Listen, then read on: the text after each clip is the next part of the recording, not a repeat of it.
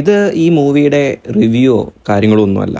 കുറേ വർഷങ്ങളായിട്ട് ഒരു മോഹൻലാൽ ഫാൻ കേട്ടുകൊണ്ടിരിക്കുന്ന കുറേ കുറ്റപ്പെടുത്തലും കുറേ കളിയാക്കുകൾക്കും ഉള്ള ഒരു മറുപടി എന്ന് വേണേൽ പറയാം. പിന്നെ മോഹൻലാൽ എങ്ങും പോയിട്ടില്ല, ഇവിടെ തന്നെയുണ്ട്. നമ്മളാണ് മോഹൻലാലിനെ മറന്നു പോയിട്ടുള്ളത്. ഞാൻ കൂടുതലും ഫാമിലി ആയിട്ടാണ് സിനിമ കാണാൻ പോകാറുള്ളത്. പിന്നെ അങ്ങനെ പോകുമ്പം കുറേ പ്രത്യേകതകളുണ്ട്. കാരണം നമ്മൾ വീട്ടിലിരുന്ന് സിനിമ കാണുമ്പം ഒരു ടി വിയിലിരുന്ന് എപ്പോഴും എല്ലാവരും ഇരുന്ന് കാണണമെന്നില്ല. പക്ഷേ ഒരു സിനിമാ തിയേറ്ററിൽ പോയി ഒരു ഫാമിലി ആയിട്ട് പോയിരുന്ന് കാണുമ്പോൾ ഒരു പ്രത്യേക അനുഭവമാണ്. ഈ പടത്തിനും അങ്ങനെ കുറച്ച് പ്രത്യേകതകളുണ്ട്. ഫാമിലി ആയിട്ട് പോയി കാണേണ്ട പടം തന്നെയാണ്. അതുകൊണ്ടാണല്ലോ ഞങ്ങൾ ഈ 11:59 ഷോയ്ക്കും പോയത്. ഇത്രയും ജനങ്ങൾ, അതും ഹൗസ്ഫുള്ളായിട്ട് ഈ പടം കാണുന്നത്. പിന്നെ ഇങ്ങനെ കാണണമെങ്കിലും ഹൗസ്ഫുള്ളാണെങ്കിലും ഒരേ ഒരു പേരും കൊണ്ട് മാത്രമേ പറ്റത്തുള്ളൂ, അത് മോഹൻലാൽ മാത്രം. അമ്മേ 3:30 കഴിഞ്ഞു. അമ്മേ എങ്ങനെയാണ് പടം? എങ്ങനെയുണ്ടായിരുന്നു അമ്മേ?